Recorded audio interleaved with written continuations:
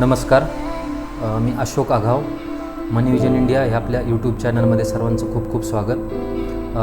मनी vision India ही company आर्थिक सेवा क्षेत्रामध्ये काम करत असून income tax, GST, share market, insurance, mutual funds, company law अशा वेगवेगळ्या आर्थिक सेवा ज्या असतात त्याच्यामध्ये काम करत आहे. तर ह्या कंपनीच्या वेगवेगळ्या आर्थिक सेवांपैकी इन्कम टॅक्स ह्या सर्व्हिसबद्दल आपण आज थोडक्यात माहिती घेऊयात. याच्यामध्ये अगदी काही बेसिक गोष्टी मी तुम्हाला आज सांगणार आहे. तर आपण सगळ्यात पहिल्यांदा इन्कम टॅक्स म्हणजे काय, तर त्याच्या नावामध्ये जसं आहे की इन्कम टॅक्स म्हणजे हा कुठलंही कसल्याही प्रकारचं इन्कम असेल. उदाहरणार्थ तुमचा कुठला तरी छोटासा बिझनेस आहे किंवा तुम्ही जॉब करताय तर तुमचं सॅलरी इन्कम असेल. तुम्ही कुठलं तरी प्रॉपर्टी ट्रान्झॅक्शन करताय म्हणजे प्रॉपर्टी घेताय किंवा विकताय. जेव्हा तुम्ही प्रॉपर्टी विकताय त्याच्यामधूनही त्याला इन्कम टॅक्सच्या भाषेत कॅपिटल गेन म्हटलं जातं. तर असं टॅक्स कशावर लागतो, हा कुठल्याही प्रकारचं इन्कम, तुमचं कुठल्याही मार्गाने कुठल्याही प्रकारचं इन्कम असेल तर त्याच्यावर इन्कम टॅक्स हा लागतो आहे. मग त्याच्यामधल्या जे छोट्या बेसिक कन्सेप्ट्स आहेत आपण त्याच्याबद्दल बोलूयात. तर सगळ्यात पहिलं इन्कम टॅक्स हा कोणी फाईल केला पाहिजे. इन्कम टॅक्स रिटर्न फायलिंग हे कोणासाठी कंपल्सरी आहे. आता दोन भाग आहेत त्याच्यामध्ये, एक तर कंपल्सरी आणि दुसरा आहे तो म्हणजे तुम्ही स्वतःहून फाईल करू शकता व्हॉलंटरली. तर कंपल्सरी कोणाकोणाला आहे, ITR फायलिंग कोणी कंपल्सरी केलं पाहिजे. तुमचं जर वार्षिक उत्पन्न ॲन्युअल टॅक्सेबल इन्कम हे 2.5 लाखापेक्षा जास्त असेल तर तुम्हाला इन्कम टॅक्स रिटर्न फायलिंग करणं हे गरजेचं आहे. त्याच्यानंतर तुमचं जर वय एखादा इंडिव्हिज्युअल टॅक्सपेयर असेल आणि त्याचं एज हे 60 to 80 इयर्स असेल तर त्याला ते लिमिट 3 लाख रुपये आहे आणि अबव 80 इयर्स हे लिमिट जे आहे ते 5 लाख रुपये एवढं आहे. तर तुम्ही हे जे तुमचे 2.5 लाख, 3 लाख किंवा 5 लाख रुपयाचं इन्कमचं जे लिमिट आहे ह्याच्यावर जर तुमचं इन्कम असेल तर तुम्हाला इन्कम टॅक्स रिटर्न फाईल करणं हे IT ॲक्ट अंडर कंपल्सरी आहे. त्याच्यानंतर हे झालं इंडिव्हिज्युअलसाठी. तुमची फर्म आहे किंवा कंपनी आहे. तुमची फर्म असेल किंवा कंपनी असेल तर त्या केसमध्ये तुम्हाला इन्कम टॅक्स रिटर्न फाईल करणं हे कंपल्सरी आहे इरिस्पेक्टिव्ह ऑफ इन्कम. त्याच्यानंतर आत्ता ह्या झाल्या तुमच्या काही इन्कम बेस्ड मॅन्डेटरी फायलिंग. त्याच्यानंतर गव्हर्नमेंटने असे तुम्हाला काही पॉईंट्स दिलेत, काही कंपल्शन केलं ज्याच्यामध्ये तुम्हाला compulsorily income tax return file करावा लागतो. फॉर एक्झाम्पल तुमचं जे इलेक्ट्रिसिटी बिल आहे पूर्ण वर्षामध्ये ते जर 1 लाखापेक्षा जास्त असेल तरी तुम्हाला इन्कम टॅक्स रिटर्न फाईल करणं हे कंपल्सरी आहे. त्याच्यानंतर तुमच्या बँक खात्यामध्ये 1 कोटीपेक्षा जास्त डिपॉझिट असतील तरी तुम्हाला इन्कम टॅक्स फाईल करणं गरजेचं आहे. आता त्याच्यामध्ये लोक काय म्हणतात, माझं तर कुठलंच इन्कम नाही, कोणीतरी माझ्या मित्रांनी, माझ्या नातेवाईकांनी माझ्या अकाउंटला पैसे डिपॉझिट केलेत, माझं इन्कम काहीच नाही किंवा तेवढं इन्कम नाही. तर इन्कम टॅक्स डिपार्टमेंट सांगतं 1 कोटीपेक्षा जास्त तुमच्या अकाउंटला डिपॉझिट असेल तर तुम्हाला ITR फाईल करणं गरजेचं आहे. त्याच्यामुळे तुमचं इन्कम आहे किंवा नाही ह्याने काही फरक पडत नाही. त्याच्यानंतर तुम्ही फॉरेनच्या ट्रिप्स केल्या तुमच्या स्वतःच्या किंवा मित्रांच्या, नातेवाईकांच्या किंवा अनोळखी कुठल्याही व्यक्तीच्या, तुम्ही जर फॉरेन ट्रिपसाठी पेमेंट केलेले असतील 2 लाखापेक्षा जास्त तरी तुम्हाला इन्कम टॅक्स रिटर्न फाईल करणं हे income tax act under compulsory आहे. त्याच्यानंतर हे झालं ॲक्ट सांगतो की ITR कोणी फाईल करणं कंपल्सरी. त्याच्यानंतर आता याचे बेनिफिट्स काय आहेत, म्हणजे स्वतःहून लोकांनी का फाईल केला पाहिजे ते काही पॉईंट्स मी तुम्हाला सांगणार आहे. जो इन्कम टॅक्स असतो तो त्याच्या नावातच आहे इन्कम टॅक्स, तसं तो तुमचा इन्कमचा प्रूफ असतो. तुम्ही कुठल्याही आजकाल गव्हर्नमेंट डिपार्टमेंटकडे गेलात किंवा कुठल्याही प्रायव्हेट काही तुमच्या कामासाठी, खाजगी कामासाठी गेलात तर तुमचा इन्कम प्रूफ म्हणून इन्कम टॅक्स रिटर्न हा ग्राह्य धरला जातो. म्हणजे तो तुमच्या इन्कमचा आणि ॲड्रेसचा प्रूफ असतो. त्याच्यानंतर तुम्हाला कुठलंही लोन घ्यायचं असेल, आता बऱ्याच जणांनी तुम्ही आर्थिक सेवांबद्दल आपण बोलतोय, सगळ्यांच्या आवडतीचा विषय असतो तो म्हणजे लोन. तर तुम्हाला कुठलंही लोन घ्यायचं असेल तर सगळ्यात पहिलं बँकेत सांगितलं जातं की तुमची 3 वर्षांची ITR फाईल कंपल्सरी आहे. तर तुम्हाला लोन मिळवण्यासाठी ITR हा गरजेचा आहे, कंपल्सरी आहे. ITR तुमच्याकडं नसेल तर बँका तुम्हाला लोन देऊ शकत नाही. मग ITR कसा असला पाहिजे, तर मागच्या 3 वर्षांचं तुमचं रेग्युलर त्या ड्यू डेटला फायलिंग झालेलं असणं गरजेचं आहे. त्याच्यानंतर बँका सांगतात की 2 ITRमध्ये 6 महिन्याचा गॅप पाहिजे. बरेच लोक काय करतात, तुम्हाला आत्ता लोन पाहिजे तर मग मागचे मी 2 वर्षाचे 3 वर्षाचे ITR फायलिंग करून घेतो. बँका तसं लोन देत नाहीत. तो ITR तुमचा रेग्युलर फायलिंग असला पाहिजे. रेग्युलर ज्या ड्यू डेट्स असतील त्याच्या जुलै, ऑगस्ट एक्सटेंड झालेल्या त्या ड्यू डेटमध्ये तो फाईल झालेला असला पाहिजे. आणि समजा तुमच्याकडं ITR आहे, तुम्ही रेग्युलर फायलिंग पण करताय, लगेच तुम्हाला लोन मिळेल असंही होत नाही. तर बँकेच्या वेगवेगळ्या काही क्रायटेरिया असतात, ते इन्कम तुमचं त्या बँकेच्या कॅल्क्युलेशनमध्ये बसलं पाहिजे. तर 2-3 गोष्टी इम्पॉर्टंट आहे. तुमचा रेग्युलर ITR फायलिंग असणं गरजेचं आहे, त्या गॅपने ITR फायलिंग झालेलं असणं गरजेचं आहे, आणि जे काही तुम्ही लोनची डिमांड बँकेकडे करताय त्या इन्कमसाठी तुमचं जे इन्कम आहे ते मॅच झालं पाहिजे बँकेच्या क्रायटेरियाप्रमाणे. सो लोन घेण्यासाठी ITR हा कंपल्सरी आहे. त्याच्यानंतर तुमचा बिझनेस असेल किंवा बाकी कुठले इन्कम सोर्स आहेत, एखाद्या वर्षामध्ये तुम्हाला लॉस आहे, तर हा लॉस आता तुम्हाला इन्कम टॅक्स कधी भरायचा, ज्या वर्षामध्ये आपल्याला प्रॉफिट आहे किंवा ज्या वर्षामध्ये तुमचं काहीतरी इन्कम आहे, पण एखाद्या वर्षामध्ये तुमचा लॉस असतो, त्या वर्षामध्ये तुम्हाला टॅक्स भरण्याची गरज नाही. पण हा जो लॉस तुमचा एखाद्या वर्षामध्ये होतो त्याचा बेनिफिट पुढच्या वर्षाच्या इन्कममधून, पुढच्या वर्षाच्या प्रॉफिटमधून हा लॉस सेट ऑफ करण्यासाठी तुम्हाला इन्कम टॅक्स रिटर्न भरणं गरजेचं आहे. त्याच्यानंतर बऱ्याच वेळा तुम्ही इन्कम टॅक्सचे जे काही लिमिट आहे, जो काही स्लॅब आहे त्याच्यामध्ये नसता, त्याच्या अंडरच तुमचं इन्कम असतं, तरी पण तुम्ही काही ऑनलाईन पोर्टलबरोबर काम करत असता किंवा कुठेतरी लेबर कॉन्ट्रॅक्टर म्हणून काम करत असता, कुठेतरी तुमचं रेंट येत असतं प्रॉपर्टीचं, तुमचा टेनंट जो असतो, जो भाडेकरू असतो, तो तुमचा टॅक्स TDS डिडक्ट करत असतो. अशा केसमध्ये तुम्ही टॅक्समध्ये नाही जात, पण तुमचा टॅक्स किंवा TDS कट झाला आहे. अजून एक उदाहरण आहे, तुम्ही ज्यावेळेस गाड्या घेतात त्यावेळेस पण तुमचा TCS कट केला जातो. ह्या सगळ्या केसमध्ये तुम्ही इन्कम टॅक्स भरण्यासाठी एलिजिबल होत नाही, तुम्हाला इन्कम टॅक्स भरायचा नाही, पण तुमचा TDS कट झाला आहे, तर त्या TCSचा रिफंड घेण्यासाठी तुम्हाला ITR फायलिंग करणं गरजेचं आहे. त्यानंतर तुम्हाला क्रेडिट कार्ड घ्यायचं, जसं लोनसाठी ITR गरजेचं असतो तसं क्रेडिट कार्ड घेण्यासाठी पण तुम्हाला ITR लागतो. त्याच्यानंतर ज्यावेळेस आपण फॉरेनला जाण्याचा विचार करतो, व्हिसा आपल्याला काढायचा असतो, तो व्हिसा प्रोसेसिंग इझी व्हावं याच्यासाठी पण ITRचा तुमचा फायदा होतो.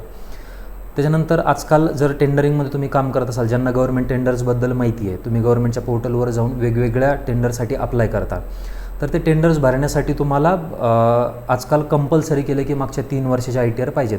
ITR नसतील तर तुम्ही टेंडरसाठी क्वालिफाय होतच नाही, तुम्ही टेंडरिंग प्रोसेसला जाऊच शकत नाही. सो टेंडर प्रोसेससाठी ITR फायलिंग हे गरजेचं आहे.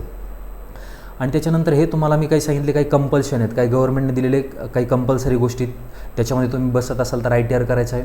काही मी तुम्हाला सांगितलं की स्वतःहून तुम्ही फाईल करा, त्याचे बेनिफिट्स आहेत.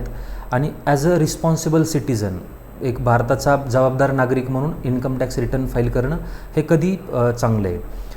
दुसरं आपण बघूयात, बरेच लोक विचारतात ठीक आहे, हे कळलं, बेसिक काहीतरी माहिती आहे इन्कम टॅक्सबद्दल, पण इन्कम टॅक्सचे रेट्स कसे आहेत आणि किती आहेत.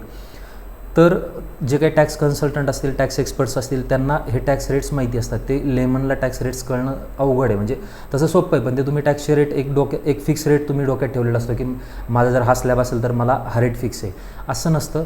तुमचं इन्कम किती असलं तरी जे काही 2-3 टॅक्सचे स्लॅब्स असतात हे सगळे तुम्हाला ॲप्लिकेबल होतात स्टेप बाय स्टेप.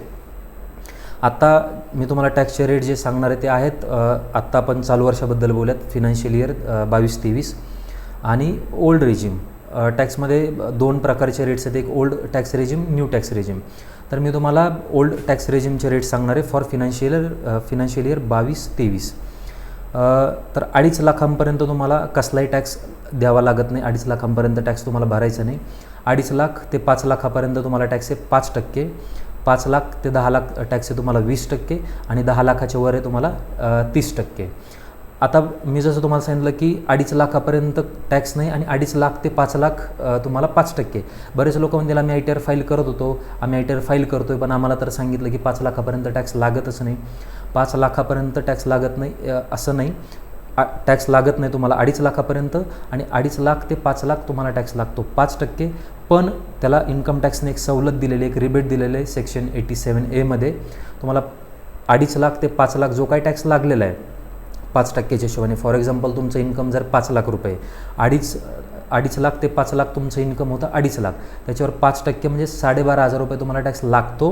पण गव्हर्नमेंटने सांगितलं की जर तुमचं इन्कम 5 लाखापर्यंत असेल तर तुम्हाला रिबेटचा बेनिफिट घेता येतो, म्हणजेच ते 12,500 तुमचे सूट केलेले जातात, टॅक्स लागतो पण तो तुम्हाला भरायचा नसतो. त्याच्यानंतर 5 लाखाच्या वर तुमचं इन्कम असेल तर फॉर एक्झाम्पल तुमचं इन्कम आहे 7 लाख रुपये, तर 5 लाखाच्या वर तुमचं इन्कम झालं 2 लाख रुपये, त्या 2 लाखावर तुम्हाला 20%ने टॅक्स लागणार आहे 40,000 रुपये. आणि जो 2.5 लाख ते 5 लाखाचा 12.5 होता तो टॅक्स तुम्हाला आत्ता भरायचाच आहे, म्हणजे पहिले 12.5 आणि तो 40,000 असा 52,500 तुम्हाला टॅक्स लागणार आहे. आणि नंतर 10 लाखाच्या वर जे काही तुमचं इन्कम असेल त्याच्यावर 30% टॅक्स लागणार आहे. सो हे झाले टॅक्सचे बेसिक रेट्स. त्याच्यानंतर आता काय मी जनरल तुम्हाला टिप्स सांगणार आहे इन्कम टॅक्सबद्दल. आता बऱ्याच लोकांचं कसं असतं, मला माहिती आहे इन्कम टॅक्स म्हणजे काय, त्याचं महत्त्वही माहिती आहे, गव्हर्नमेंटने कशामध्ये कंपल्शन केलं हेही माहिती आहे. पण लोक म्हणतात नाही, इन्कम टॅक्स फायलिंग केलं की मग डिपार्टमेंटच्या नोटिसेस येतील, मला त्रास होईल, आत्तापर्यंत माझं कुठंच काही नाही, रेकॉर्ड नाही, गव्हर्नमेंटकडे जर हे मी काहीतरी फायलिंग केलं तर गव्हर्नमेंटला कळून मला त्रास व्हायला लागेल. तर हे साफ चुकीचं आहे. तुम्ही जे काही फिनान्शियल ट्रान्झॅक्शन्स करता, वर्षभरात जे काही उलाढाल करता, त्याचा रेकॉर्ड, त्याचे डिटेल्स ऑलरेडी गव्हर्नमेंटकडे आहेत. डिजिटलायझेशन एवढं झालेलं आहे की तुम्ही जे काही करता प्रत्येक तुमचं फिनान्शियल ट्रान्झॅक्शनचं रिपोर्टिंग गव्हर्नमेंटला होतं आहे. सो फायलिंग करणं हे कधीही चांगलं आहे. फायलिंग न करणं ह्याच्यामुळे तुम्हाला त्रास नक्की होऊ शकतो. फायलिंग केल्याने त्रास होत नाही. आणि गव्हर्नमेंटची नोटीस, डिपार्टमेंटची नोटीस म्हणजे हा त्रास नाही. ते फक्त तुम्ही विचारता तुम्ही जे काही फायलिंग केलं आहे त्याच्यासाठी जस्टिफिकेशन द्या, डिटेल्स द्या. गव्हर्नमेंटला तुम्ही किती कमवता, तुमचं इन्कमचे सोर्सेस काय, त्याच्याशी काही घेणं देणं नाही. तुम्ही त्याच्यावर प्रॉपर टॅक्स भरा, तुम्हाला कुठलाही त्रास होणार नाही. त्याच्यानंतर ITR, आत्ता बरेच मी तुम्हाला काही कंपल्सरी गोष्टी सांगितल्या होत्या की ITR कुठल्या केसेसमध्ये कंपल्सरी आणि कोणी करावा. तर प्रेफरेबली जे छोटे छोटे लोक असतात ज्यांनी आतापर्यंत कधी ITR फायलिंग केलं नाही, जसे छोटे दुकानदार आहेत, व्यावसायिक आहेत, भाजीपाल्यावाले आहेत, तर ह्या लोकांना आत्तापर्यंत यांना ITR माहिती नाही, यांनी केलेला नसतो. तर अशा लोकांनी ह्या सगळ्या गोष्टींचं नॉलेज घेऊन ह्या प्रवाहात येणं खूप गरजेचं आहे. ITR फायलिंग करा, त्याचे बेनिफिट तुम्हाला पण आहेत, गव्हर्नमेंटला पण आहेत. गव्हर्नमेंटचे जे वेगवेगळ्या सबसिडीज येतात, स्कीम्स येतात, ह्याच्यासाठी ITR असणं गरजेचं आहे. ITR हे तुमचं इन्कमचं प्रूफ आहे, तुम्ही एक रिस्पॉन्सिबल सिटिझन आहात याचं प्रूफ आहे आणि त्याचे वेगवेगळे फायदे खूप आहेत. तर जे आता न्यू कमर्स आहेत, बिझनेसमध्ये नवीन बिझनेस चालू केला आहे, तुमचा टर्नओव्हर किती, प्रॉफिट किती, ह्या गोष्टीने काही फरक पडत नाही. ITR तुम्ही फाईल करू शकता. ITR फाईल करण्यासाठी मिनिमम इन्कम लिमिट किंवा मिनिमम प्रॉफिट लिमिट असं काहीच नाही. ज्याच्याकडे पॅन कार्ड आहे तो कोणी ITR फाईल करू शकतो. सो ITR फायलिंगला लागा, त्याचे खूप सारे फायदे आहेत. त्याच्यानंतर तुमचं जे काही इन्कम असेल, तुम्हाला तुमच्या इन्कमची आयडिया असते, जे जॉबला असतात त्यांना तर वर्षाचं पूर्ण पॅकेज माहितीच असतं. शिवाय ज्यांचा बिझनेस आहे, तुम्हाला तुमच्या बिझनेसची आयडिया असते की माझा 12 महिन्यामध्ये जे काही एप्रिल टू मार्च हे फिनान्शियल इयर आहे ह्याच्यामध्ये आपला टर्नओव्हर किती होणार आहे, प्रॉफिट किती होणार आहे, तुम्हाला त्या गोष्टींचा अंदाज असतो. सो बेटर तुम्ही वर्ष चालू असताना तुमचं एक टेंटेटिव्ह टॅक्स कम्प्युटेशन टॅक्स एक्सपर्टकडून करून घ्या. जो काही टॅक्स येतो आहे तो तुम्हाला स्लॅब्स दिलेले असतात. इंडिव्हिज्युअल असेल तर 3 असतात, कॉर्पोरेट असेल तर 4 टॅक्स स्लॅब आहेत वर्षामध्ये. सो तो ॲडव्हान्स टॅक्स भरत चाला, जेणेकरून तुम्हाला वर्षाच्या शेवटी फाईन लागणार नाही, इंटरेस्ट लागणार नाही. तुमचं टॅक्सचं गणित डोक्यात असलं पाहिजे, ते करायला लागा. आणि हा टॅक्स कॅल्क्युलेट करत असताना केल्याच्यानंतर तुमच्या लक्षात येतं की मला टॅक्स भरायचा आहे आणि गव्हर्नमेंटने काही टॅक्स सेव्हिंग स्कीम्स दिल्यात, इन्व्हेस्टमेंट्स दिल्यात, ज्याच्यामध्ये मी इन्व्हेस्टमेंट्स करू शकतो. ह्या तुम्ही करायच्यात एप्रिल ते मार्च, ज्या आर्थिक वर्षासाठी तुम्ही ITR फाईल करणार आहे त्याच वर्षामध्ये इन्व्हेस्टमेंट्स करायच्यात. सो तुम्हाला जर लक्षात आलं की आपला टॅक्स जातो आहे तर तुम्ही टॅक्स एक्सपर्ट्सबरोबर कन्सल्ट करा आणि ह्या इन्व्हेस्टमेंट्स करा, ज्याने तुमचा टॅक्स वाचू शकतो. त्याच्यानंतर आत्ता तुम्ही 1-2-3 वर्षापासून गव्हर्नमेंटकडून सारखं रिमाइंडर्स तुम्हाला येत असतील, तुम्हाला वेगवेगळ्या जाहिरातीतून कळत असेल की तुमचं जे पॅन आहे ते आधार कार्ड बरोबर लिंक करा, नाही तर त्याच्यावर आपल्याला फाईन लागतो आहे. सो आणि गव्हर्नमेंट वेळोवेळी मुदत वाढ देते, पण कुठल्या तरी एका पॉईंटला ती मुदत वाढ थांबेल आणि तुमचं जे पॅन कार्ड आहे ती इनॅक्टिव्ह होऊन जाईल. सो पॅन कार्ड तुमच्या आधारला लिंक करून घ्या. आणि इन्कम टॅक्स रिलेटेड तुमच्या कुठल्याही क्वेरीज असतील तर आपल्या जो तुम्हाला स्क्रीनवर नंबर दिसतो आहे मनीविजन इंडिया, त्यांना तुम्ही संपर्क करा. इन्कम टॅक्स रिटर्नबद्दल काही क्वेरीज असतील, इन्कम टॅक्स फाईल कसा करायचा आहे किंवा तुम्हाला ॲक्च्युअलमध्ये ITR फाईल करायचा आहे, त्यावेळेस तुम्ही नक्की मनीविजन इंडियाला संपर्क करा.